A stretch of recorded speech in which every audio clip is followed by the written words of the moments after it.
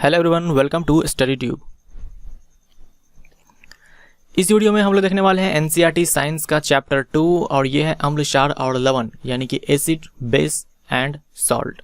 और इस चैप्टर में भी हम लोग देखेंगे 100 MCQ। इससे पहले मैंने चैप्टर 1 अपलोड किया है धातु और अधातु का। अगर आपने उसे नहीं देखा है तो आप हमारे चैनल के प्लेलिस्ट को चेक कर सकते हैं। वहाँ आपको एनसीईआरटी साइंस नाम से एक प्लेलिस्ट मिलेगा, वहीं पे आपको चैप्टर 1 भी मिल जाएगा। या फिर आप ये कर सकते हैं कि आप ऊपर में यहाँ पे आपको ऊपर में यहाँ पे एक आई बटन दिखेगा, आप उस पर क्लिक करें तो 100 MCQ करने के बाद ही ये हमारा चैप्टर खत्म हो जाएगा एक ही वीडियो में। और ये वीडियो हर उस एग्ज़ाम के लिए बहुत ही ज़्यादा यूजफुल है जिसमें भी जनरल साइंस पूछे जाते हैं, क्योंकि सारे MCQ एनसीईआरटी के बुक से तैयार किया गया है। और इन दिनों चल रहे हैं रेलवे परीक्षा 2019 और 2018 में जो हो चुका है रेलवे की परीक्षा, उसमें 95% से भी ज़्यादा सवाल सिर्फ एनसीईआरटी से पूछा गया है। तो इस लिहाज से भी ये वीडियो काफ़ी ज़्यादा इंपॉर्टेंट है। अब आने वाले टाइम में जो रेलवे परीक्षा है उसके लिए, और आने वाले टाइम में जो एसएससी की एग्जामिनेशन है उसके लिए भी, या फिर कोई भी एग्जामिनेशन जो इन फ्यूचर आने वाली है, उन सभी के लिए ये वीडियो यूजफुल है अगर उसमें जनरल साइंस पूछा जा रहा है तो चलिए हम लोग स्टार्ट करते हैं आज के सवालों से, अम्ल, क्षार और लवण से। पहला सवाल है, अम्ल से संबंधित निम्नलिखित में से कौन सा गलत है? अम्ल के बारे में बताइए कि कौन सा गलत है। यह स्वाद में कड़वा होता है, ये गलत है। यह स्वाद में खट्टा होता है यानी कि सार होता है। यह स्वाद में खट्टा होता है, ये सही है। यह नीले लिटमस को लाल कर देता है, तो ये भी सही है। क्षार के प्रभाव को खत्म करता है, तो ये भी सही है। हमारा जो ए है ये गलत है। तो ये सारे प्रॉपर्टी, सारे गुण हैं अम्ल के बारे में, ये आपको अच्छे से याद रखना पड़ेगा। क्षार से संबंधित निम्नलिखित में से कौन सा गलत है? अब क्षार के बारे में यानी कि बेस के बारे में बताना है। यह स्वाद में कड़वा होता है, ये सही है। यह स्वाद में खट्टा होता है, ये गलत है। यह लाल लिटमस को नीला कर देता है, तो ये सही है। ध्यान रखिएगा, एसिड क्या करेगा, ये ब्लू को रेड करेगा, और जो बेस होगा, क्षार होगा, ये रेड को ब्लू करेगा। अम्ल के प्रभाव को खत्म करता है, तो ये भी सही है, यानी कि हमारा आंसर बी होगा। निम्नलिखित में से कौन सा एक संश्लेषित सूचक है? सूचक यानी कि जो अम्ल क्षार का पता लगा है, इंडिकेटर, तो सिंथेटिक इंडिकेटर बोला है, यानी जिसे तैयार किया गया है लैब में। एक होता है प्राकृतिक सूचक, जैसे कि लिटमस, ये लिटमस एक प्राकृतिक सूचक है। हल्दी ये प्राकृतिक सूचक है। लाल पत्ता गोभी ये प्राकृतिक सूचक है। और मिथाइल ऑरेंज ये है हमारा संश्लेषित, जिसे लेबोरेटरी में बनाया गया है। उसके बाद फेनोल्फ्थलीन, ये भी आप याद रखना। फेनोल्फ्थलीन ये भी क्या है, सिंथेटिक इंडिकेटर है, यानी कि संश्लेषित सूचक है। लिटमस विलियन यानी कि लिटमस सॉल्यूशन डैश रंग का रंजक होता है, तो लिटमस विलियन ये बैंगनी कलर का होता है, यानी कि पर्पल कलर का होता है। लिटमस डैश लाइकेन के पौधे से प्राप्त किया जाता है, यह किस समूह में आता है? लिटमस जो है ये लाइकेन के पौधे से प्राप्त किया जाता है, तो ये जो लाइकेन का पौधा है ये प्लांट किंगडम के किस ग्रुप से बिलोंग करता है, ये पूछा है। पादप जगत के किस समूह से बिलोंग करता है? ये बिलोंग करता है थैलोफाइटा समूह से। ठीक है, थैलोफाइटा डिवीजन से ये बिलोंग करता है, लाइकेन का पौधा जहां से लिटमस को प्राप्त किया जाता है। लिटमस विलियन जब ना तो अम्लीय होता है ना ही क्षारीय होता है, तब ये किस रंग का होता है?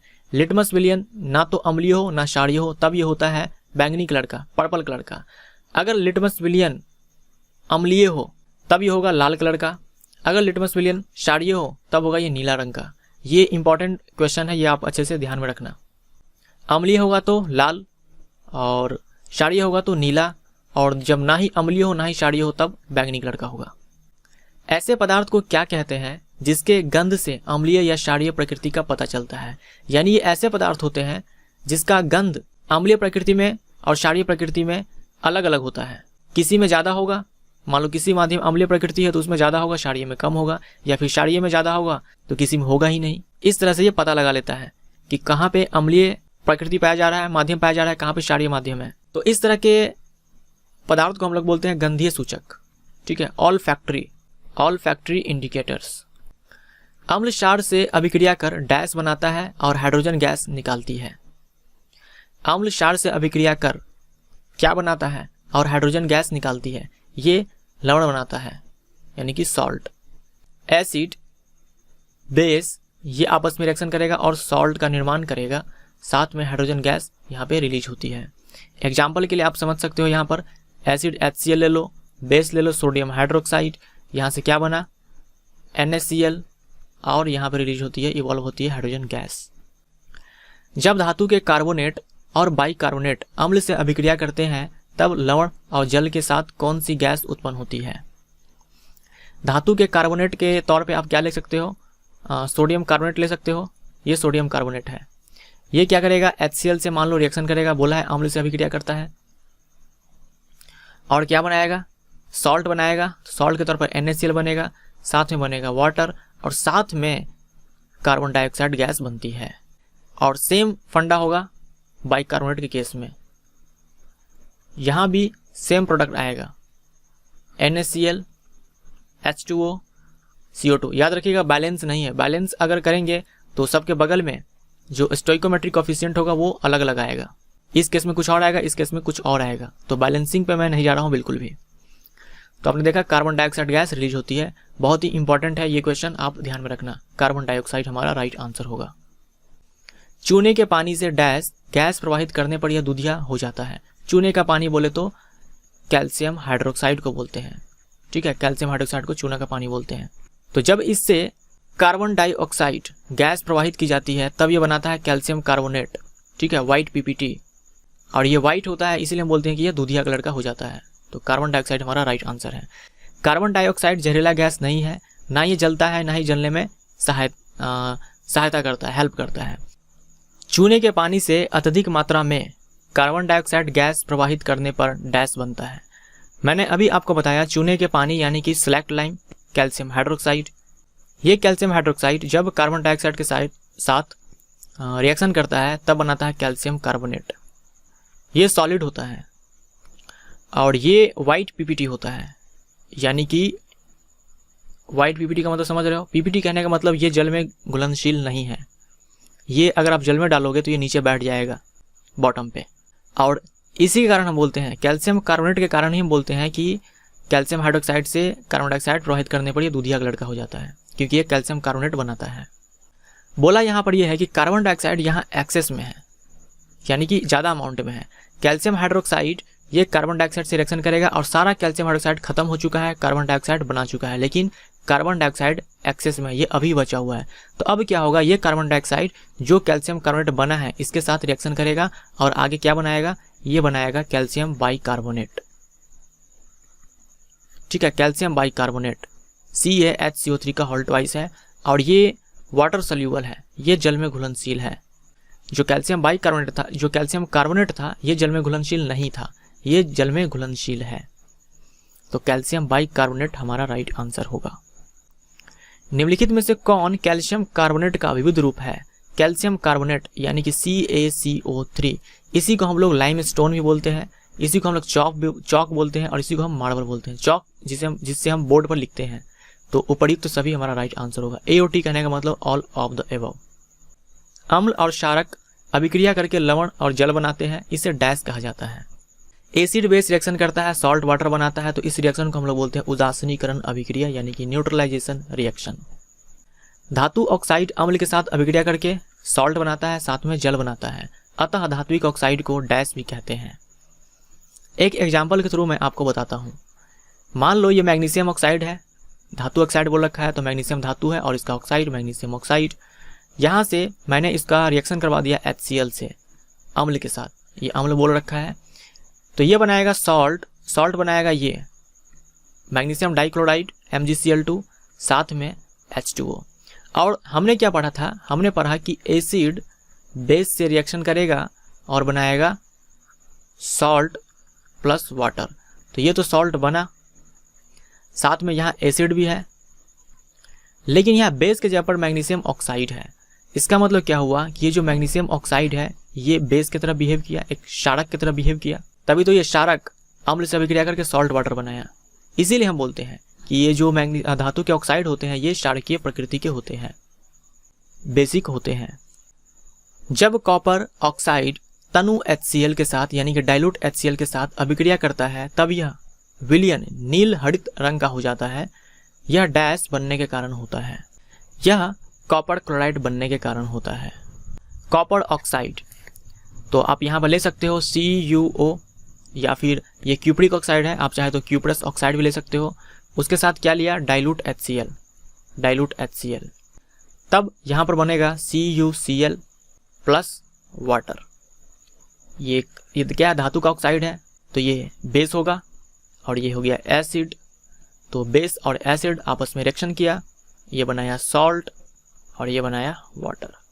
तो ये जो कॉपर क्लोराइड बना, इसी के कारण जो विलयन है ये हो गया ब्लू ग्रीन। अधात्विक ऑक्साइड डैश होते हैं, अब तक आपको अच्छे से रट गया होगा, अधात्विक ऑक्साइड अम्लीय होते हैं। विलयन में विद्युत धारा का प्रवाह डैश द्वारा होता है। विलयन में, सॉल्यूशन में, तो किसी भी विलयन में धारा का प्रवाह तभी होता है जब उसमें क्या होते हैं, आयंस होते हैं, पॉजिटिव आयंस और नेगेटिव आयंस। जैसे कि प्योर वाटर, अगर प्योर वाटर है तो उसमें विद्युत का चालन, तो उससे विद्युत का चालन नहीं होता है। लेकिन अगर हम इसमें नमक डाल दें, NaCl डाल दें, तो जैसे ही ये जल में जाएगा ये आयंस बनाएगा Na+ और Cl-, और हमें यही चाहिए। अगर आयंस बन गया तब इलेक्ट्रिसिटी कंडक्ट होगा। तो विलयन में तो आयंस चाहिए, तो ये हमारा राइट आंसर है। मुक्त इलेक्ट्रॉन्स किस में चाहिए, ये चाहिए कंडक्टर्स में, और मुक्त इलेक्ट्रॉन और होल ये किस में चाहिए, ये चाहिए सेमीकंडक्टर्स में। तो ये तीनों ही इंपॉर्टेंट है। कंडक्टर्स में करंट का फ्लो करवाता है मुक्त इलेक्ट्रॉन, फ्री इलेक्ट्रॉन्स, और सेमीकंडक्टर में फ्री इलेक्ट्रॉन्स एंड होल्स, और किसी सॉल्यूशन के लिए आयंस। निम्नलिखित में से किसका विलयन विद्युत चालन नहीं करेगा? सल्फ्यूरिक अम्ल H2SO4, हाइड्रोक्लोरिक अम्ल HCl, ग्लूकोज C6H12O6, और अल्कोहल। अल्कोहल में आप कोई भी ले सकते हो, मेथनॉल ले सकते हो, इथेनॉल ले सकते हो, कोई भी ले सकते हो। तो सल्फ्यूरिक अम्ल बहुत ही स्ट्रॉन्ग एसिड है, HCl स्ट्रॉन्ग एसिड है, जैसे जल में जाएगा ये आयंस में टूट जाएगा। अगर आयंस में टूट गया तो ये विद्युत का चालन करेगा। लेकिन ग्लूकोज और अल्कोहल ये आयंस में नहीं टूटते, इसके कारण ग्लूकोज और अल्कोहल का जो विलयन होगा ये विद्युत का चालन नहीं करेगा। यानी 3 और 4 हमारा राइट आंसर, सी इसका करेक्ट आंसर। इंपॉर्टेंट सवाल है ये, ध्यान में रखिएगा। निम्नलिखित में से कौन सा कथन असत्य है? क्षारकीय विलयन विद्युत का चालन करते हैं, बिल्कुल करते हैं। अम्लीय विलयन भी, क्षारकीय विलयन भी विद्युत का चालन करेंगे अगर वो आयंस बना रहा है तो ये सही है। अम्ल केवल जलीय विलयन में ही आयन उत्पन्न करते हैं, तो ये भी सही है। एक्वस सॉल्यूशन होना चाहिए। आपने सुना होगा कि अम्ल जो होता है वो एक्वस सॉल्यूशन में H+ देता है, तो ये एक्वस सॉल्यूशन का कहने का मतलब होता है कि उसमें पानी है, और भी हो सकता है कंपोनेंट, लेकिन उसमें पानी भी है। हाइड्रोजन आयन जल में स्वतंत्र रूप में नहीं रह सकते, तो ये भी सही है। हाइड्रोजन आयन, जो हाइड्रोजन आयन किसको बोलते हैं? H+ को बोलते हैं। जैसे मान लो इसमें पानी है यानी कि वाटर है, इसमें मैंने डाला HCl, जैसे HCl डाला ये H+ बनाया। अब खासियत ये होता है कि H+ स्वतंत्र रूप में नहीं रह सकता, ये H+ अकेला नहीं रहता, ये तुरंत क्या करेगा, ये H2O मॉलिक्यूल के साथ, पानी का जो H2O मॉलिक्यूल है इसके साथ ये कंबाइन हो जाएगा और बना लेगा H3O+। H3O+, इसे हम बोलते हैं हाइड्रोनियम आयन। हाइड्रोनियम आयन याद रखिएगा, H+ को हाइड्रोजन आयन, H3O+ को हाइड्रोनियम आयन। तो ये सही है। सभी क्षारक जल में घुलनशील होते हैं, तो ये गलत है। सभी क्षारक जल में घुलनशील नहीं होते हैं, और जो क्षारक, जो बेस जल में घुलनशील होते हैं उसे हम लोग अल्कली बोलते हैं, उसे हम लोग क्षार बोलते हैं। जल में घुलनशील क्षारक को क्षार कहते हैं, यह डैश होता है। तो जो यहाँ पे क्षार आएगा, ये जो क्षार है इसे हम लोग इंग्लिश में अल्कली बोलते हैं, और ये जो क्षारक है इसे हम लोग बेस बोलते हैं। तो जो बेस जल में घुल गया उसे हम अल्कली बोलेंगे, और इसका कुछ खासियत होता है, प्रॉपर्टी होता है, जैसे कि स्पर्श में साबुन जैसा होता है, स्वाद में कड़वा होता है, प्रकृति में संक्षारक होता है। तो उपर्युक्त हमारा राइट आंसर होगा। क्षारक जल में डैश उत्पन्न करते हैं, क्योंकि क्षारक है, बेस है, तो ये OH- देगा।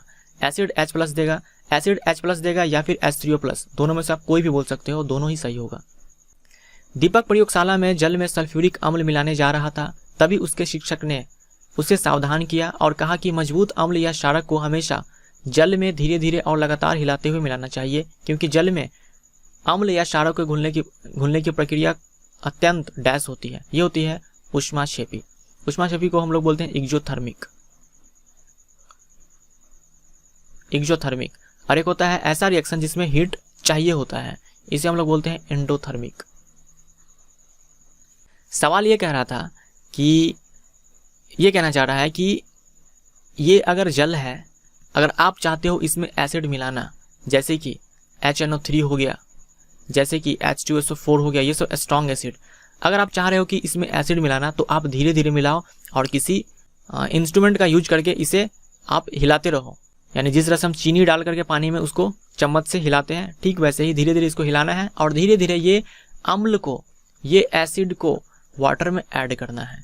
ऐसा इसलिए क्योंकि जब एसिड और वाटर में रिएक्शन होता है तो ये एक्सोथर्मिक होता है, यहाँ से हीट निकलती है और पानी के पास एक अच्छा खासा गुण होता है हीट को सोखने का, तो कोई दिक्कत नहीं है। लेकिन आपको धीरे धीरे डालना है और हिलाते हुए डालना है। कभी भी ये सजेस्ट नहीं किया जाता कि इसमें अगर एसिड हो, जैसे कि H2SO4 ले लो, HNO3 ले लो, स्ट्रॉन्ग एसिड, और इसमें हम पानी मिलाएं, ये कभी भी सजेस्ट नहीं किया जाता। ऐसा करना काफ़ी खतरनाक हो सकता है क्योंकि जब आप अम्ल में पानी डालोगे तो यहाँ भी क्या होगा, बहुत ही ज़्यादा अमाउंट में हीट रिलीज होगी। ठीक है, बहुत ही ज़्यादा अमाउंट में हीट रिलीज होगी, यानी कि ये हाईली एक्सोथर्मिक रिएक्शन होगा। और एसिड के पास उतना अच्छा गुण नहीं होता कि ये हीट को सोख ले। पानी के पास होता है तो कोई दिक्कत नहीं था, यहाँ भी दिक्कत है, लेकिन धीरे धीरे अगर डाला जाए तो कोई प्रॉब्लम नहीं है। लेकिन अगर यहाँ डालना स्टार्ट कर दिया तो एसिड के पास अच्छा गुण नहीं है कि ये हीट को सोख पाए। और ऐसे में क्या होगा, ये हीट के कारण अगर ये कांच का बर्तन है तो ये टूट सकता है और ये एसिड छलक करके बाहर आ सकता है, जिससे हाथ या फिर शरीर अगर गिर गया तो ये जल सकता है। तो इसीलिए ये नहीं करना चाहिए। अम्ल में कभी भी पानी नहीं मिलाना चाहिए, हमेशा पानी में अम्ल मिलाना चाहिए। जल में अम्ल या क्षारक मिलाने पर आयन की सांद्रता में प्रति इकाई आयतन में कमी हो जाती है। इस प्रक्रिया को क्या कहा जाता है? इसे तनुकरण कहा जाता है, यानी कि डाइल्यूशन। डाइल्यूशन, एक चीज आप ध्यान रखो कि डाइल्यूशन करने पर H+ का कंसंट्रेशन या फिर OH- का कंसंट्रेशन डिक्रीज करता है। ये ठीक वैसे ही है जैसे कि पहले 10 किलो अनाज 10 लोग मिलकर खाता था, अब 10 किलो अनाज 20 लोग मिलकर खाता है। तो ऐसे में सबके हिस्से के लिए अनाज में कमी आ गई। ये वही चीज़ है यहाँ पर। मान लो मैं 1 मोल HCl ले रहा हूँ, 1 मोल मैंने क्या ले लिया, HCl ले लिया, और मैंने ले लिया 1 लीटर पानी। तो ये HCl को जब मैं पानी में डालूंगा तो H+ मिलेगा। अब मैंने क्या किया, यहाँ पे मैंने मान लो ले लिया 2 लीटर पानी। अब 1 मोल HCl मैंने यहाँ भी डाला तो यहाँ भी H+ का जो संख्या होगा ये सेम ही मिलेगा। लेकिन मैंने क्या कर दिया, पानी 2 लीटर कर दिया, यानी यूनिट वॉल्यूम में जो H+ का संख्या है ये कम हो गया। या फिर इसके जगह पर आप ले सकते हो सोडियम हाइड्रोक्साइड, कोई बेस ले लो, तो यहाँ पे OH- आ जाएगा, यहाँ भी OH- आ जाएगा। तो OH- का संख्या या फिर H+ का संख्या तो उतना ही रहेगा, लेकिन पानी का वॉल्यूम ज़्यादा होने से यूनिट वॉल्यूम में H+ OH- का संख्या घट जाएगा। इसीलिए बोलते हैं कि डाइल्यूशन करने पर H+ या फिर OH- का जो कंसंट्रेशन होता है, सांद्रता होता है, ये घट जाता है। अगर किसी विलयन का pH 7 से अधिक है, इसका मतलब विलयन में आपको पता होगा pH अगर 7 है तो हम बोलते हैं कि न्यूट्रल है, pH अगर 7 से कम है तो एसिडिक है, pH अगर 7 से ज़्यादा है तो बेसिक है, क्षारीय है। तो जितना अच्छा एसिड उतना ज़्यादा वो H+ देगा, जितना अच्छा बेस उतना ही ज़्यादा ये OH- देगा। OH- यानी कि हाइड्रोक्साइड आयन। तो अब देखो 7 से अधिक है, 7 से अधिक है तो ये कहाँ आएगा, ये हो जाएगा बेसिक, यानी कि OH- ज़्यादा देगा। तो हाइड्रोनियम आयन की संख्या अधिक है तो ये गलत है, हाइड्रोजन आयन की संख्या अधिक है तो ये दोनों सेम चीज़ें हैं। हाइड्रोनियम आयन बोल दे या हाइड्रोजन आयन बोल दे, आपको इसमें बिल्कुल भी टेंशन नहीं लेना है। ये दोनों सेम चीज़ है अलग अलग लेकिन बताता एक ही चीज़ है। हाइड्रोक्साइड आयन की संख्या अधिक है, ये हमारा सही है, सी हमारा राइट आंसर है। हाइड्रोक्साइड आयन की संख्या कम है, ये गलत है, सी इसका राइट आंसर। निम्नलिखित में से कौन असत्य है? अधिक H+ आयन देने वाला अम्ल प्रबल अम्ल होते हैं, तो ये सही है। जितना अच्छा एसिड होगा वो टूट कर उतना ही H+ देगा एक्वस सॉल्यूशन में। अधिक OH आयन देने वाला अम्ल प्रबल क्षारक होते हैं, तो ये भी सही है। जितना अच्छा बेस होगा वो उतना ही ज़्यादा OH- आयन देगा एक्वस सॉल्यूशन में, जलीय विलयन में। कम H+ आयन देने वाला अम्ल प्रबल होते हैं, ये गलत है, सी इसका राइट आंसर है। कम OH- आयन देने वाले क्षारक दुर्बल क्षारक होते हैं, ये सही है। निम्नलिखित में से कौन एक कमजोर अम्ल है? तो HCl, HNO3, H2SO4 ये स्ट्रॉन्ग एसिड है, मजबूत अम्ल है, और ये है एसिटिक एसिड, बी इसका राइट आंसर है। ये कमजोर अम्ल है, यानी ये टूटेगा तो H+ देगा लेकिन बहुत ही कम। अगर एसिडिक एसिड को जल में डाला जाए तो बहुत सारा एसिडिक एसिड का अणु होगा, मॉलिक्यूल्स होंगे, उसमें से बहुत सारा टूटेगा, बहुत सारा नहीं टूटेगा, बहुत ही कम टूटेगा और बहुत सारा नहीं टूटेगा। नहीं टूटेगा कहने का मतलब H+ नहीं देगा। लेकिन HCl को जैसे ही डालोगे मैक्सिमम HCl का जो मॉलिक्यूल होगा वो H+Cl- में टूट जाएगा। निम्नलिखित विलयन और pH में सही सेट चुने। ये इंपॉर्टेंट क्वेश्चन है, याद रखना है आपको। जठर रस का pH 1.2 होता है, ये सब लगभग में चल रहा है, एग्जैक्ट नहीं, लगभग, अबाउट। नींबू का रस pH 2.2, milk of magnesia pH 10, sodium hydroxide pH 2। तो डी हमारा राइट आंसर है। सोडियम हाइड्रोक्साइड एक बहुत ही मजबूत क्षार होता है, स्ट्रॉन्ग बेस होता है, इसका pH होता है 14। हमारा शरीर किस pH परास के बीच कार्य करता है? तो हमारा जो बॉडी फंक्शन करता है ये 7 to 7.8। हमारे ब्लड का pH होता है 7.4, ये आपको याद रखना है। अम्लीय वर्षा का pH मान डैश से कम होता है। अगर वर्षा का pH मान 5.6 से कम हो जाए तब हम इस वर्षा को बोलते हैं अम्लीय वर्षा, यानी कि एसिड रेन। तो एसिड रेन का pH जो है 5.6 से कम होता है। शुक्र ग्रह का वायुमंडल डैश के मोटे श्वेत और पीले बादलों से बना है। ये हो जाएगा सल्फ्यूरिक अम्ल, डी, ठीक है, H2SO4, इसीलिए वहाँ लाइफ पॉसिबल नहीं है।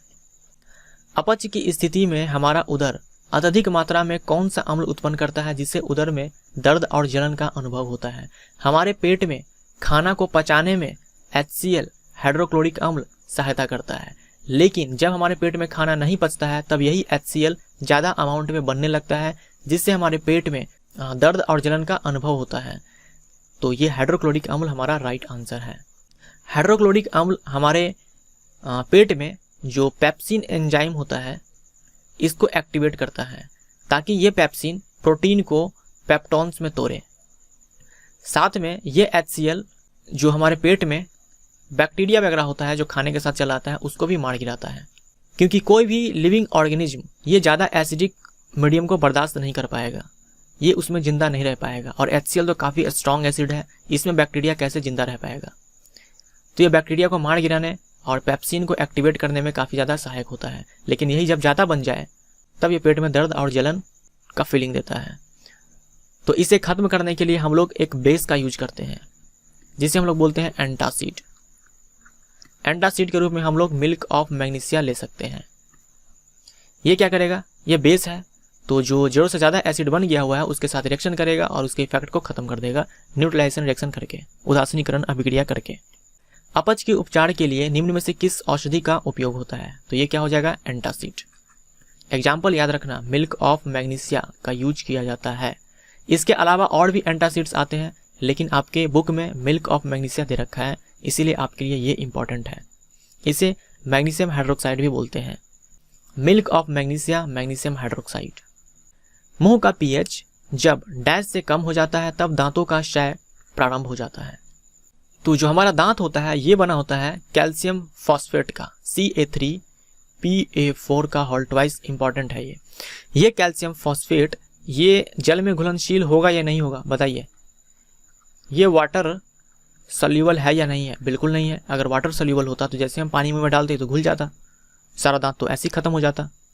ये वाटर सल्यूबल नहीं है, लेकिन हाँ आप बोल सकते हैं इसमें जंग लगता है, यानी कि इसका संक्षारण होता है। संक्षारण होता है। ये संक्षारण कब होता है? जब हमारे मुंह का pH 5.5 से कम हो जाता है। ठीक है, 5.5 से कम हो जाता है। इससे ज़्यादा हमारा मुंह का pH होना चाहिए ताकि हमारा दांत सही सलामत रह सके। ये 5.5 से कम कैसे होगा? हम जो खाना खाते हैं, कुछ खाना जो बच जाता है, दांतों में कहीं फंस गया या किसी तरह से रह गया, तो उस खाना को हमारे मुंह के अंदर जो बैक्टीरिया होता है उसे तोड़ तोड़ करके एसिड बना देता है। अगर बार बार हमारे मुंह में एसिड बनते रहेगा तो क्या होगा? हमारे मुंह का pH कम हो जाएगा, क्योंकि जैसे जैसे एसिडिक नेचर बढ़ता है pH क्या हो जाता है? घटता है। तो एसिड बनने के कारण, लगातार एसिड बनने के कारण pH का मान कम हो जाएगा 5.5 से। तो ऐसे में जो हमारे दांत है उसमें संक्षारण होना स्टार्ट हो जाएगा और धीरे धीरे हमारा दांत का क्षय स्टार्ट हो जाएगा, डीके करने लगेगा, दांत झड़ने लगेगा। इसीलिए हम लोगों को दिया जाता है टूथपेस्ट। जो टूथपेस्ट होता है ये एक बेस होता है, बेसिक होता है ये। और ये बेस हमारे मुंह में जो जरूरत से ज़्यादा अम्ल बन गया है उसके साथ रिएक्शन करेगा और उसके इफेक्ट को ख़त्म कर देगा। इसीलिए हमें टूथपेस्ट करना चाहिए ताकि हमारे मुंह का पीएच जो है बैलेंस रहे। टूथपेस्ट में फ्लोरीन कंपाउंड डाला जाता है, ये भी आप ध्यान में रखना। टूथपेस्ट में फ्लोरीन कंपाउंड डाला जाता है, जैसे कि सोडियम फ्लोराइड हो गया। दांतों का इनेमल किससे बना होता है? जो कि शरीर का सबसे कठोर पदार्थ है। तो जो दांतों का एनेमल होता है ये शरीर का सबसे कठोर पदार्थ है। ये कैल्शियम फॉस्फेट, जो अभी मैंने आपको फार्मूला लिखकर दिखाया था, Ca3PO4 का होल ट्वाइस। मधुमक्खी और नेटल के डंक में कौन सा अम्ल पाया जाता है? नेटल ये प्लांट है, तो मधुमक्खी या फिर नेटल के डंक में पाया जाता है मेथनोइक अम्ल। कभी मान लो एग्जाम में मेथनोइक ना मिल करके फॉर्मिक अम्ल मिल जाए, यानी कि फॉर्मिक एसिड मिल जाए, तो ज़्यादा टेंशन मत लेना। ये मेथनोइक अम्ल, मेथनोइक एसिड ये IUPAC नेम है और फॉर्मिक एसिड ये कॉमन नेम है और इसका फॉर्मूला होता है HCOOH। तो ये एक ही चीज़ है, फॉर्मिक एसिड या फिर मेथनोइक एसिड। फार्मूला आप ध्यान में रख सकते हैं, एक कार्बन वाला ये एसिड होता है। एसिडिक एसिड ये सिरका में पाया जाता है। सिट्रिक एसिड सारे खट्टे पदार्थों में, जैसे कि नींबू हो गया, संतरा हो गया। टार्टरिक एसिड ये इमली में पाया जाता है। मधुमक्खी द्वारा डंक मारे गए अंग में जलन और दर्द अनुभव होता है। इससे आराम पाने के लिए निम्न में से किसका उपयोग किया जाता है? आप में से बहुतों को डंक मारा भी होगा, तो इसके प्रभाव को खत्म करने के लिए जहाँ पे जलन और दर्द होता है वहाँ बेकिंग सोडा का यूज किया जाता है। ध्यान में रखिएगा, बेकिंग सोडा। डॉक पौधों की पत्तियों की प्रकृति कैसी होती है? अभी हम लोगों ने देखा नेटल, इसके डंक में क्या होता है? फॉर्मिक एसिड होता है। लेकिन डॉक पौधे की पत्ती ये क्षारीय प्रकृति की होती है, यानी कि ये जहाँ पे आपके बॉडी के जिस हिस्से पे इसका डंक लगा है वहाँ पे आपको जलन महसूस होगा, दर्द महसूस होगा। वहाँ पे अगर आप इस पत्तियों को रगड़ लें तब ये जो एसिड का प्रभाव है ये खत्म हो जाएगा। ये क्षार से रिएक्शन करेगा और इसका प्रभाव कम हो जाएगा या फिर बोल सकते हैं खत्म हो जाएगा। तो एक तो पौधा है नेटल जो कि अम्लीय प्रकृति का है और एक पौधा है डॉक जो कि क्षारीय प्रकृति का है। निम्नलिखित में से सही सेट चुने। आई थिंक सही सेट ही चुने। तो टमाटर में ऑक्जेलिक अम्ल होता है, इमली में टार्टरिक अम्ल होता है, सही है। सिरका में एसिटिक अम्ल होता है, खट्टे दूध में क्या होता है? लैक्टिक अम्ल। ये वही लैक्टिक अम्ल है जो हमारे मसल्स में अगर इकट्ठा होने लगे तो थकान और दर्द की अनुभव दिलाता है। तो डी हमारा राइट आंसर हो जाएगा। अब यहाँ लिख दो, ये गलत सेट हमें चुनना था, गलत सेट चुने। हम भोजन में कौन सा लवण खाते हैं? हम भोजन में क्या खाते हैं? Sodium chloride. सोडियम क्लोराइड किससे बना होता है? सोडियम क्लोराइड ये बनता है स्ट्रॉन्ग बेस और स्ट्रॉन्ग HCl से, स्ट्रॉन्ग एसिड और स्ट्रॉन्ग बेस से, सोडियम हाइड्रोक्साइड और हाइड्रोक्लोरिक एसिड से। सोडियम क्लोराइड के जलीय विलयन से विद्युत प्रवाहित करने पर निम्न में से क्या उत्पन्न होता है? तो ये इंपॉर्टेंट सवाल है, पिछले साल पूछा गया था 2018 में, एग्जैक्ट यही लाइन पूछा गया था आपके NCERT से उठा करके। तो सोडियम क्लोराइड का ये जलीय विलयन है, यानी कि एक्वस सॉल्यूशन है। यहाँ से क्या पास करवाया गया? करंट। तो बनता है सोडियम हाइड्रोक्साइड, हाइड्रोजन गैस, साथ में क्लोरीन गैस। तो NaOH, Cl2H2 इनमें से सभी राइट आंसर। निम्न में से किसके लिए सोडियम हाइड्रोक्साइड का उपयोग किया जाता है? साबुन और अपमार्जक बनाने में, कागज बनाने में, कृत्रिम फाइबर बनाने में। इनमें से सभी इसका राइट आंसर। विरंजक चूर्ण का निर्माण किससे होता है? कली चूना और क्लोरीन। कली चूना बोले तो कैल्शियम ऑक्साइड, शुष्क बुझा चूना और क्लोरीन, बुझा चूना बोले तो कैल्शियम हाइड्रोक्साइड। तो यही हमारा राइट आंसर है, कैल्शियम हाइड्रोक्साइड प्लस Cl2, यह हमें बना कर दे देगा CaOCl2। ये होता है विरंजक चूर्ण, ब्लीचिंग पाउडर। बी इसका राइट आंसर। ब्लीचिंग पाउडर का रासायनिक सूत्र क्या होता है? तो ये हो जाएगा CaOCl2। विरंजक चूर्ण का उपयोग किया जाता है वस्त्र उद्योग और कागज की फैक्ट्री में, सही है। जल को जीवाणु मुक्त करने के लिए, तो ये भी सही है। रासायनिक उद्योग में एक उपचायक के रूप में, यानी कि ऑक्सीडाइजिंग एजेंट के रूप में, तो ये भी सही है क्योंकि इसके पास ऑक्सीजन है तो ऑक्सीजन को दे सकता है। इनमें से सभी इसका राइट आंसर है। विरंजक चूर्ण को जब जल में डालेंगे तो ये क्लोरीन गैस उत्पन्न करता है और ये क्लोरीन गैस जल में जो जीवाणु होते हैं उसे मारने में सहायक होता है। बेकिंग सोडा का रासायनिक सूत्र क्या होता है? ये होता है सोडियम हाइड्रोजन कार्बोनेट या फिर sodium bicarbonate NaHCO3। Sodium chloride पानी, कार्बन डाइऑक्साइड, अमोनिया के आपस में अभिक्रिया से क्या उत्पन्न होता है? ये उत्पन्न होता है अमोनियम क्लोराइड और सोडियम बाइकार्बोनेट। ए इसका राइट आंसर है। अच्छे से इस क्वेश्चन को याद कर लो। अमोनियम क्लोराइड बनेगा और सोडियम बाइकार्बोनेट बनेगा। ये वही अमोनियम क्लोराइड है जिसको अगर आप गर्म करना स्टार्ट करें तो यह डायरेक्ट सॉलिड से गैस में कन्वर्ट हो जाएगा। जैसे कि कपूर, कैम्फर गर्म करते हो तो सॉलिड से डायरेक्ट गैस में कन्वर्ट हो जाता है बिना लिक्विड स्टेट में, बिना द्रव अवस्था में आए ही। तो उसमें से एक सोडियम क्लोराइड भी है, अमोनियम क्लोराइड भी है। खाना पकाते समय जब बेकिंग सोडा को गर्म किया जाता है तब कौन सी गैस उत्पन्न होती है? बेकिंग सोडा बोले तो सोडियम हाइड्रोजन कार्बोनेट या फिर सोडियम बाइकार्बोनेट। इसका यूज किया जाता है खाना बनाने में। तो इसको जब गर्म किया जाएगा, हीट किया जाएगा, तब यहाँ से बनता है सोडियम कार्बोनेट, साथ में CO2। तो कार्बन डाइऑक्साइड इसका राइट आंसर है। यही कार्बन डाइऑक्साइड ब्रेड को या फिर केक को स्पॉन्जी या फिर सॉफ्ट बनाता है और ब्रेड को या फिर केक को फुलाता है। तो ये भी इंपॉर्टेंट है, आपसे पूछ सकता है कि ब्रेड और केक को फुलाने में, स्पॉन्जी बनाने में कौन सी गैस सहायक होती है? बेकिंग पाउडर निम्नलिखित में से किसका मिश्रण होता है? बेकिंग पाउडर ये बेकिंग सोडा और टार्टरिक अम्ल का मिश्रण होता है। ठीक है, बेकिंग सोडा और टार्टरिक अम्ल, ये वही टार्टरिक अम्ल है जो इमली में पाया जाता है। बेकिंग पाउडर को जब गर्म किया जाता है या जल में मिलाया जाता है तब निम्न अभिक्रिया होती है। ये सोडियम बाइकार्बोनेट H+ को एक्सेप्ट करेगा, यहाँ पे क्या बनाएगा? साथ में पानी और अम्ल का सोडियम लवण। थोड़ी देर पहले मैंने आपको बताया बेकिंग सोडा को जब गर्म करेंगे तो कार्बन डाइऑक्साइड गैस बनती है। तो सी इसका राइट आंसर। बेकिंग पाउडर का भी यूज किया जाता है खाना बनाने में, जिस तरह से बेकिंग सोडा का यूज किया जाता है।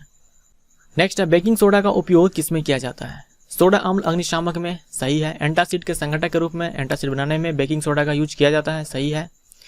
पाव रोटी या केक को फुलाने और स्पॉन्जी बनाने में। तो जब बेकिंग सोडा को खाना बनाने वाले पदार्थों में डाला जाता है तब उस समय खाना बनाते समय हीट तो करना ही पड़ता है। तो बेकिंग सोडा ये क्या बनाएगा? सोडियम कार्बोनेट और CO2 गैस यहाँ से रिलीज होती है। यही CO2 gas, carbon dioxide gas, पाव रोटी या फिर केक को फुलाने में मदद करती है। तो इनमें से सभी इसका राइट आंसर। धोने का सोडा का रासायनिक सूत्र क्या है? आपको याद रखना है ये वाला, सोडियम कार्बोनेट .10H2O। सी इसका राइट आंसर है। मान लो कभी एग्जाम में ये ना दे, सिर्फ ये वाला दे बिना वाटर मॉलिक्यूल का, तब आप इसको टिक करना। मान लो दोनों दे तब आप इसको टिक करना। ये बेकिंग सोडा है। और ये देखो, सोडियम सल्फेट डेकाहाइड्रेट या फिर हाइड्रेटेड सोडियम सल्फेट, इसको हम लोग बोलते हैं ग्लोबर्स सॉल्ट। ठीक है, ग्लोबर्स सॉल्ट। तो थोड़ा सा अंतर है, यहाँ कार्बोनेट है, यहाँ सल्फेट है। सोडियम कार्बोनेट के अणु में जल का प्रतिशत मात्रा कितना होता है? सोडियम कार्बोनेट के एक अणु में, अब आपको ये पूरा लिखना पड़ेगा। इस पूरे का आप द्रव्यमान बताओ कितना होगा, तो कैलकुलेट करना पड़ेगा। सोडियम का 11 होता है, परमाणु द्रव्यमान 2 है। सोडियम का 23 होता है, एक परमाणु का द्रव्यमान, तो यहाँ 2 है, तो ये 46 हो जाएगा। प्लस कार्बन के एक परमाणु, इसका द्रव्यमान 12, ऑक्सीजन के एक परमाणु का द्रव्यमान 16 होता है, यहाँ 3 है, तो ये 48 हो जाएगा। और ये H2O है, H2O का होता है 18, क्योंकि यह 10 H2O है, तो 180। टोटल ऐड करते हैं, 0 हो गया, 8 2 10 और 6 16, कैरी 1 हो जाएगा। और ये 8 4 12 13 और 4 17 और 1 18, और फिर ये एक हमारा बचा हुआ है, तो ये 2 हो जाएगा, यानी 286। टोटल आया 286। तो 286 में पानी कितना है? 286 में पानी है 180, तो एक में कितना आ जाएगा? एक यूनिट में 180 बटे में 286। हमें 100 में चाहिए, परसेंटेज में चाहिए, तो 100 में निकालेंगे। इसको सॉल्व करके देखो, आंसर आएगा लगभग में 63%। ठीक है, लगभग 63%, 62.9 के समथिंग आता है, तो आप करके देख लेना। धोने के सोडा के उपयोग के संबंध में निम्नलिखित में से कौन सत्य है? ये घरों के साफ सफाई में यूज होता है, नाम से क्लियर है, धोने का सोडा, सही है। जल की अस्थायी कठोरता को हटाने में, वेरी वेरी इंपॉर्टेंट, जल की जो परमानेंट हार्डनेस होता है उसको हटाने में ये यूज आता है। कांच, साबुन और कागज उद्योगों में, ये भी सही है। इनमें से सभी तो उपयोग से इंपॉर्टेंट क्वेश्चन बनते हैं, इसीलिए आप इन उपयोग को याद रखें। कॉपर सल्फेट के क्रिस्टल, कॉपर सल्फेट के क्रिस्टल कहने का मतलब ये होता है CuSO4.5H2O। जब क्रिस्टल बोलेगा यानी कि वाटर मॉलिक्यूल इसमें ऐड है, जुड़ा हुआ है। तो जब इसको गर्म किया जाएगा तब ये नीले रंग से किस रंग में बदल जाएगा। अभी ये ब्लू कलर का है, जब इसको हीट किया जाएगा, ये जो मैं ऊपर ट्रायंगल बनाता हूँ इसका मतलब होता है हीट करना, तब यहाँ से जो वाटर मॉलिक्यूल है ये रिमूव हो जाएगा और ये हो जाएगा वाइट कलर का। श्वेत इसका राइट आंसर है। तो हाइड्रेटेड फॉर्म में ये ब्लू कलर का था, गर्म करने पर ये अनहाइड्रेटेड या डिहाइड्रेटेड हो जाएगा और ये हो जाएगा वाइट कलर का। ब्लू विट्रोल का रासायनिक सूत्र क्या है, यही ब्लू विट्रोल CuSO4.5H2O, डी इसका राइट आंसर है। और एक होता है कैल्शियम सल्फेट, ये CSO4.2H2O, इसको हम लोग बोलते हैं जिप्सम। अब देख लो कैल्शियम है इसलिए हम ये भी बोलते हैं कि कैल्शियम का ये एक क्या है, ओड है, अयस्क है, कैल्शियम का अयस्क है जिप्सम। फार्मूला इंपॉर्टेंट है, साथ में ये ब्लू विट्रोल नीला तोता का भी फार्मूला इंपॉर्टेंट है। तो ये नीला तोता नीला कलर का होता है, इसको जब गर्म किया जाएगा तो यहाँ से वाटर रिमूव हो जाएगा और ये हो जाएगा वाइट कलर का। जब जिप्सम को 373 केल्विन पर गर्म करते हैं तब क्या बनता है। जिप्सम क्या होता है, ये होता है calcium sulphate, hydrated calcium sulphate CSO4.2H2O। इसको 373 केल्विन पर गर्म किया जाएगा तब ये बनाता है कैल्शियम सल्फेट हेमीहाइड्रेट। ठीक है, कैल्शियम सल्फेट हेमीहाइड्रेट, इसे हम लोग बोलते हैं प्लास्टर ऑफ पेरिस। ठीक है, प्लास्टर ऑफ पेरिस। तो प्लास्टर ऑफ पेरिस इसका राइट आंसर हो जाएगा बी। फिर इस प्लास्टर ऑफ पेरिस में अगर आप पानी डालोगे, ठीक है, यानी कि पानी के साथ रिएक्शन करवाओगे तो फिर से ये क्या बना लेगा, जिप्सम। प्लास्टर ऑफ पेरिस के सफेद चूर्ण को जल में मिलाने पर एक ठोस पदार्थ बन जाता है, यह ठोस पदार्थ होता है जिप्सम। जिप्सम और डोलोमाइट ये कैल्शियम का ओड है, याद रखिएगा, जिप्सम और डोलोमाइट कैल्शियम का ओड है, अयस्क है। बॉक्साइट यानी कि Al2O3.2H2O, ये देख लो एल्यूमिनियम नजर आ रहा है, तो ये एल्यूमिनियम का ओड है। कैल्शियम सल्फेट हेमीहाइड्रेट का प्रचलित नाम क्या है, तो यह है प्लास्टर ऑफ पेरिस। इसी प्लास्टर ऑफ पेरिस में जब पानी मिलाओगे तो बन जाएगा जिप्सम और इसका फॉर्मूला हो जाएगा CaSO4.2H2O। ग्लोबुलर लवण, ग्लोबुलर सॉल्ट, इसका फॉर्मूला मैंने आपको क्या बताया, Na2SO4.10H2O। यहाँ से आप SO4 की जगह पर CO3 कर दो तो हो जाएगा वॉशिंग सोडा। विरंजक चूर्ण CaOCl2। और एक और क्या था, ब्लू विट्रोल, इसका क्या होगा, CuSO4.5H2O। तो ये सारे फॉर्मूले इंपॉर्टेंट हैं। खिलौना बनाने, सजावट का सामान और सतह को चिकना बनाने के लिए किसका उपयोग किया जाता है, प्लास्टर ऑफ पेरिस का यूज किया जाता है। कोई विलियन अंडे के पिसे हुए कवच से अभिक्रिया कर एक ऐसा गैस उत्पन्न करता है जो चूने के पानी को दूधिया कर देती है। इस विलियन में क्या होगा, चूने के पानी को दूधिया कर देती है। चूने के पानी यानी कि कैल्शियम हाइड्रोक्साइड का एक्वस सॉल्यूशन, जलीय विलियन, दूधिया कर देती है तो कौन सा गैस होगा, CO2 होगा। यही आपस में रिएक्शन किया होगा और बनाया होगा कैल्शियम कार्बोनेट का व्हाइट PPT और इसी के कारण चूने का पानी दूधिया हो जाता है। लेकिन इसमें से बताइए कि कौन सा होगा, कैसे बताएंगे। कवच जो होता है अंडे का, ये बना होता है कैल्शियम कार्बोनेट का। आपको पता है कार्बोनेट या फिर बाइकार्बोनेट जब एसिड के साथ रिएक्शन करेगा तब रिलीज करेगा CO2 गैस, यानी कि CO2 गैस उत्पन्न होती है इसमें। और यही CO2 गैस मैंने यहाँ पे रिएक्शन करवाया, बनाया कैल्शियम कार्बोनेट। तो देख लो इसमें से कौन सा अम्ल है, ये नहीं होगा, ये सॉल्ट है, ये भी सॉल्ट है, ये भी सॉल्ट है, बी इसका राइट आंसर HCl अम्ल है। क्विक सिल्वर किसे कहा जाता है, क्विक सिल्वर ये मरकरी को कहा जाता है, यानी कि पारा। इसका जो एटॉमिक नंबर होता है 80 होता है और सिंबल होता है Hg। सोल्डर किसका मिश्र धातु है, सोल्डर यानी कि रांगा, जो इलेक्ट्रीशियन होता है वो यूज करता है इसको। तो ये शीशा और टीन का मिश्र धातु होता है, यानी कि Pb और Sn, लेड और टीन का। तांबा और जस्ता ये ब्रास होता है, तांबा और टीन ये ब्रॉन्ज होता है, और निकल क्रोमियम आयरन ये होता है, इससे बनता है स्टेनलेस स्टील। निम्नलिखित में से किसका उपयोग गंधीय सूचक के रूप में किया जाता है। गंधीय सूचक यानी कि ये ऐसा सूचक होता है जो अम्लीय या फिर क्षारीय प्रकृति का पता लगाता है।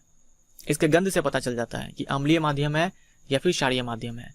तो ये प्याज, वनीला और लौंग का तेल, इनमें से सभी इसका राइट आंसर है। ये तीनों आप याद रखना, एनसीईआरटी किताब में दिया हुआ है। सभी अम्लों में कौन सा तत्व उपस्थित होता है? दुनिया का कोई सा भी अम्ल हो उसमें आपको H दिखेगा, यानी कि हाइड्रोजन इसका राइट आंसर है, क्योंकि अम्ल का डेफिनेशन ही होता है जो H+ दे दे एक्वस सोल्यूशन में। अगर H रहेगा तभी H+ देगा, अदरवाइज देगा ही नहीं, तो अम्ल होगा ही नहीं। निम्नलिखित में से कौन एक ऑक्सी अम्ल है? Hydrochloric acid HCl, silver nitrate AgNO3, glucose C6H12O6, nitric अम्ल फॉर्मूला HNO3। ऑक्सी अम्ल वो होता है जिसमें आपको ऑक्सीजन प्रेजेंट होता है, ऐसा अम्ल जिसमें ऑक्सीजन प्रेजेंट हो। HCl में ऑक्सीजन प्रेजेंट नहीं है तो ये नहीं होगा। AgNO3 ये अम्ल है ही नहीं, ये सॉल्ट है, तो ये भी नहीं होगा। ग्लूकोज ना तो अम्ल है, ना ही क्षार है, ना ही लवण है, ये भी नहीं होगा। HNO3 ये एक मजबूत अम्ल है, प्रबल अम्ल है और इसके पास ऑक्सीजन भी है, तो ये नाइट्रिक अम्ल इसका राइट आंसर हो जाएगा। मान लो किसी अम्ल में ऑक्सीजन नहीं है, जैसे कि ये देख लो HCl, इसको हम लोग बोलते हैं हाइड्रा अम्ल, ठीक है, हाइड्रा एसिड या फिर अनॉक्सी अम्ल। जिन अम्लों में ऑक्सीजन के अतिरिक्त अन्य तत्व के परमाणु उपस्थित होते हैं, यानी ऑक्सीजन तो नहीं होता लेकिन वो अम्ल है, ऑक्सीजन नहीं है लेकिन अम्ल है, उसे हम क्या बोलेंगे? अनॉक्सी अम्ल या फिर हाइड्रा एसिड, हाइड्रा अम्ल। जैसे कि HCl, HI, HBr, ये सब ऐसे अम्ल है जिसमें ऑक्सीजन नहीं है। कॉपर सल्फेट का जलीय विलयन, कॉपर सल्फेट फॉर्मूला होता है इसका CuSO4, जलीय विलयन है, यानी कि ये एक्वस सोल्यूशन है। कॉपर सल्फेट देखिए किससे बना होता है, ये एक सॉल्ट है, लवण है, तो ये अम्ल और क्षार से मिलकर बना होगा। ये कैल्शियम ये है copper hydroxide, sorry calcium hydroxide नहीं, कॉपर हाइड्रोक्साइड, ये एक क्षार है, बेस है। ये रिएक्शन करता है H2SO4 से, ये एक अम्ल है, और यहां से बनाएगा CuSO4 का ये एक्वस सोल्यूशन है। अब देखो ये जो H2SO4 है ये एक स्ट्रॉन्ग एसिड है, यानी कि प्रबल अम्ल है, और ये कॉपर हाइड्रोक्साइड ये क्या है? एक वीक बेस है। तो बेस जो है कमजोर है, अम्ल जो है वो मजबूत है, तो जो सॉल्ट होगा ये स्लाइटली एसिडिक हो जाएगा, यानी कि अम्लीय हो जाएगा। अगर ये अम्लीय है, नीले लिटमस को लाल में परिवर्तित कर देगा। क्यों? क्योंकि ये स्लाइटली एसिडिक है। यदि हम धावन सोडा की थोड़ी सी मात्रा लेते हैं और इसमें लगभग 1 ml तनु HCl अम्ल मिलाते हैं तो हम क्या देखते हैं? धावन सोडा बोले तो सोडियम कार्बोनेट NaCO3, इसमें हम क्या मिलाएंगे? HCl मिलाएंगे। अब देख लो, बाइकार्बोनेट या फिर कार्बोनेट अम्ल से अभिक्रिया करता है तो कौन सी गैस उत्पन्न होती है? CO2। तो CO2 गैस तेज बुदबुदाहट के साथ निकलती है। निम्न में से कौन सा घोल क्षारीय है?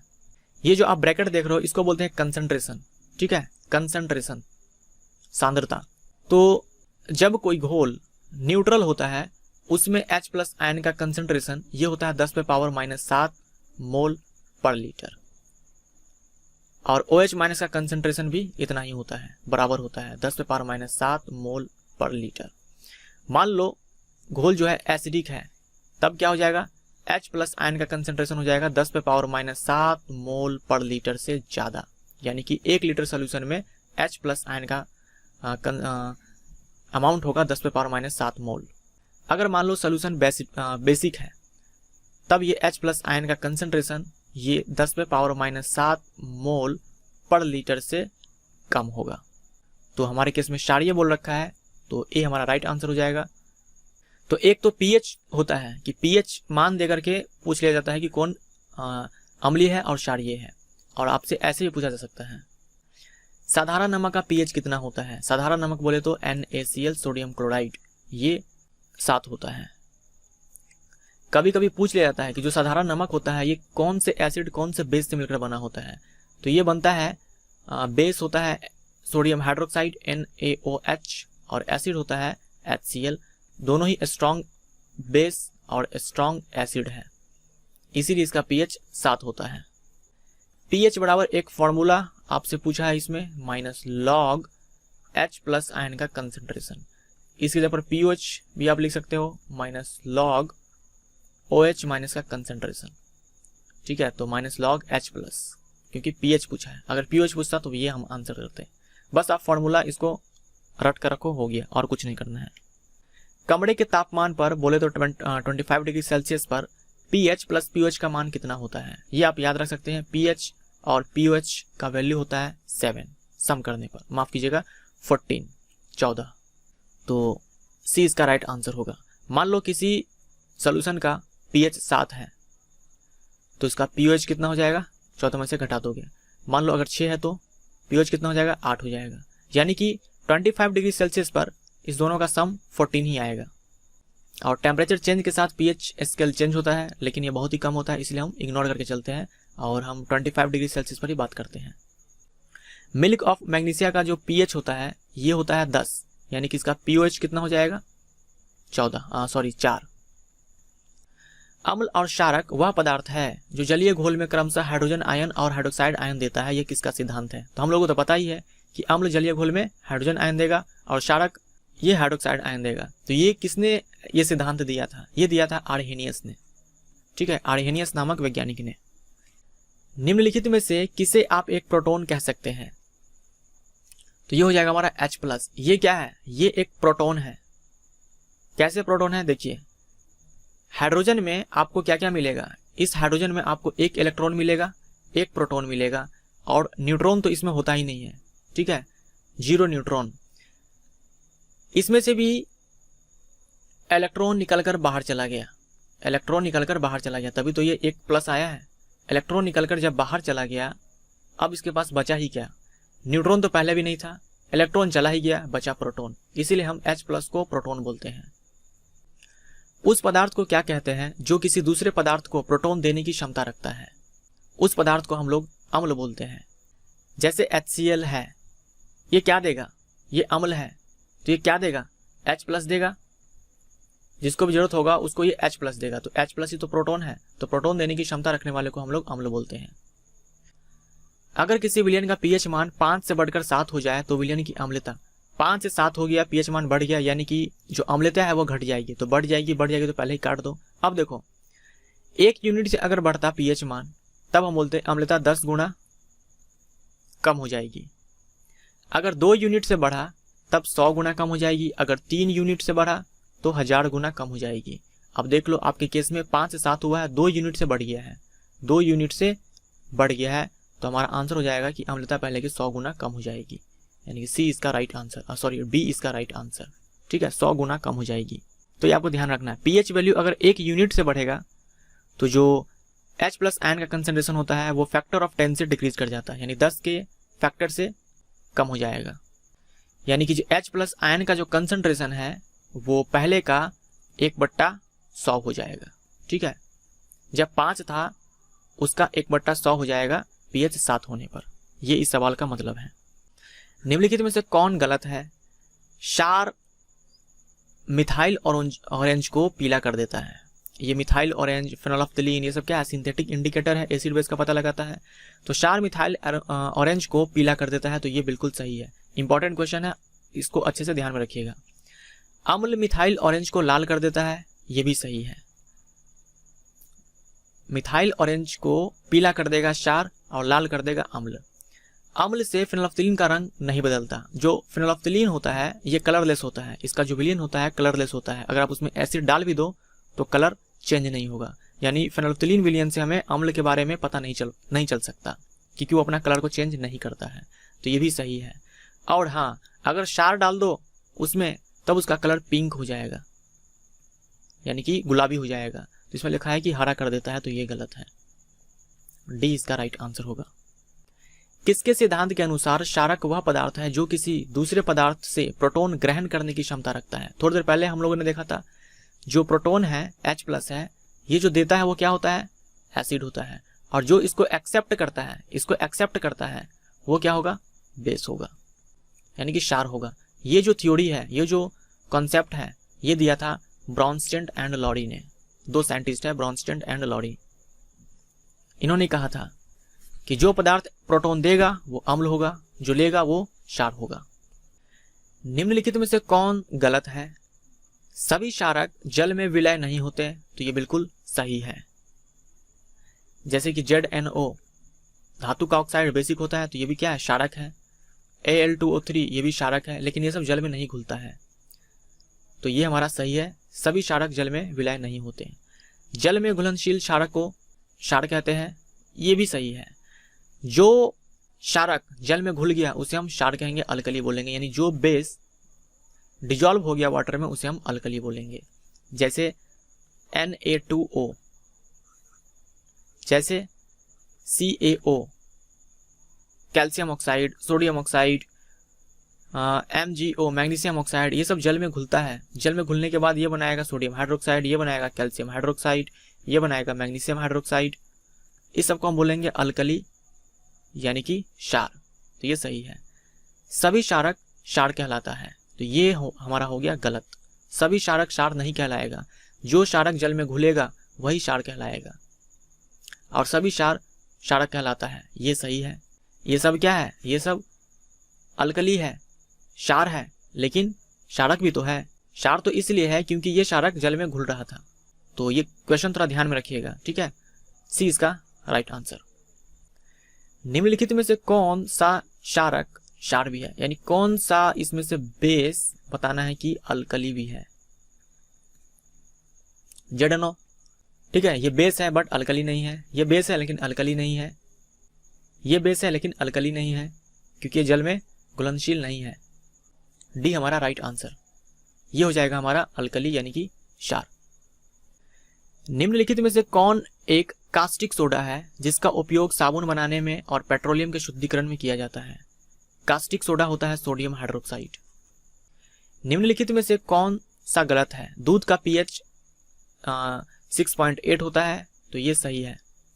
मानव रक्त का pH 7.4 होता है, ये भी सही है।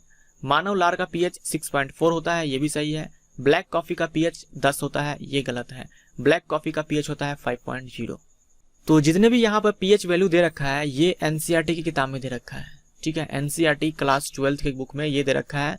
किसी और किताब में अगर इसके जगह pH वैल्यू कुछ और लिखा हो तो ये हो सकता है कुछ और लिखा हो, लेकिन NCERT में जो है उसी को लेकर हमें चलना होगा। तो इस सवाल का आंसर डी हो जाएगा क्योंकि ये गलत है।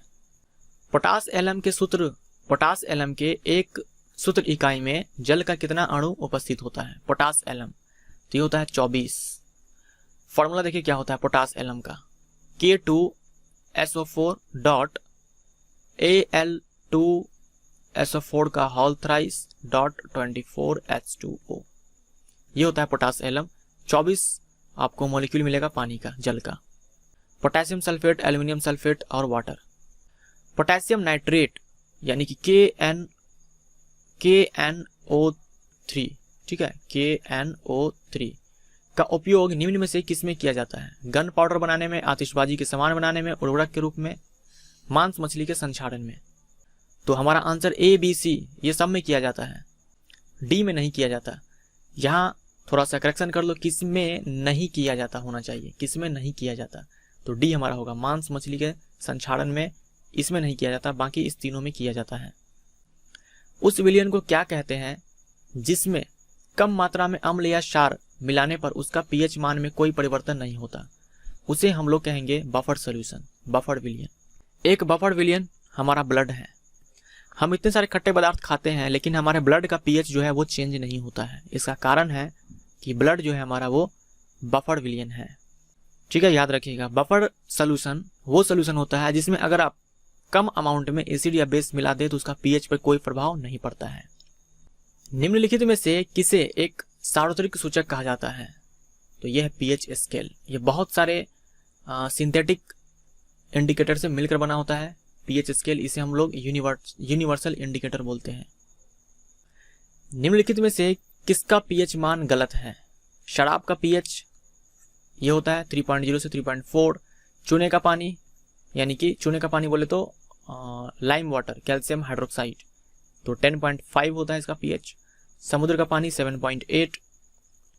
सिरका का होता है 3.0। अगेन ये सब आपके NCERT के बुक में है।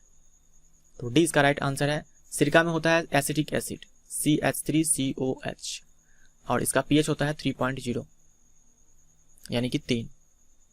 pH स्केल के बारे में सबसे पहले किसने पता लगाया।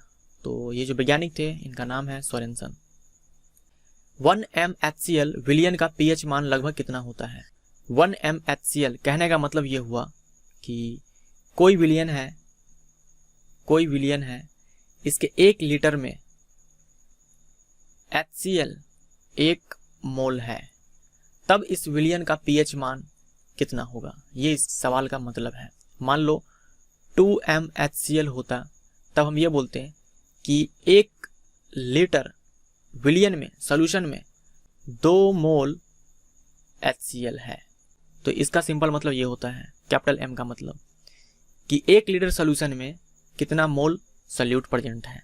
तो सॉल्यूट हमारे केस में HCl है, तो हम बोलेंगे कि 1 लीटर सॉल्यूशन में 1 मोल HCl प्रेजेंट है। तो उस विलियन का pH मान कितना होगा?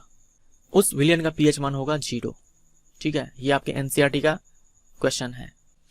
नेक्स्ट देखिए, एक शिक्षक study tube education YouTube channel के किसी स्टूडेंट से पूछते हैं कि जब एक बर्तन में रखे तनु सल्फ्यूरिक अम्ल के दानेदार जिंक का टुकड़ा डाला जाता है तब एक रंगहीन गंधहीन गैस निकलती है और इसके नजदीक जलती मोमबत्ती को ले जाया जाता है, तब यह गैस फटफट यानी कि पॉप ध्वनि के साथ जल उठती है। अगर वो स्टूडेंट आप थे तो इसका उत्तर आपने क्या दिया? सवाल कुछ ऐसा है कि जिंक का टुकड़ा है इसमें, ठीक है, जिंक का टुकड़ा है, इसमें डाला डाइल्यूट HCl, तनु HCl बोल रखा है, सॉरी H2SO4 बोल रखा है, इसमें H2SO4 डाला। तो देखो जिंक क्या है? मेटल है। क्या डाला इसमें? एसिड डाला। क्या बनेगा? मेटल सॉल्ट बनेगा। और कौन सी गैस उत्पन्न होगी? हाइड्रोजन गैस, यानी कि Zn plus H2SO4 ZnSO4 hydrogen gas उत्पन्न होगी। तो हाइड्रोजन गैस है, ये जलने में सहायता करता है, ये हेल्प करता है। हाइड्रोजन गैस के नज़दीक अगर आप जलती हुई आग ले आओ तो ये हाइड्रोजन गैस उसमें जल उठेगी। तो ये जो गैस है ये है हाइड्रोजन। मान लीजिए इस कंटेनर में होता कैल्शियम कार्बोनेट COCO3, अब हम इसमें डालते हैं H2SO4, तो अब क्या होता? अब ये क्या है? कार्बोनेट, और ये क्या है? एसिड। तो कार्बोनेट या बाइकार्बोनेट एसिड से रिएक्शन करके कौन सी गैस उत्पन्न करती है? CO2 gas.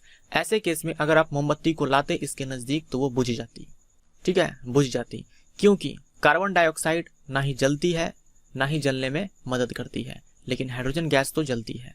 तो ये दोनों ही सवाल यहाँ से बनाए जा सकते थे। दोनों में ही आपको अम्ल नजर आता, लेकिन एक में मेटल नजर आता, एक में मेटल कार्बोनेट या फिर बाइकार्बोनेट नजर आता।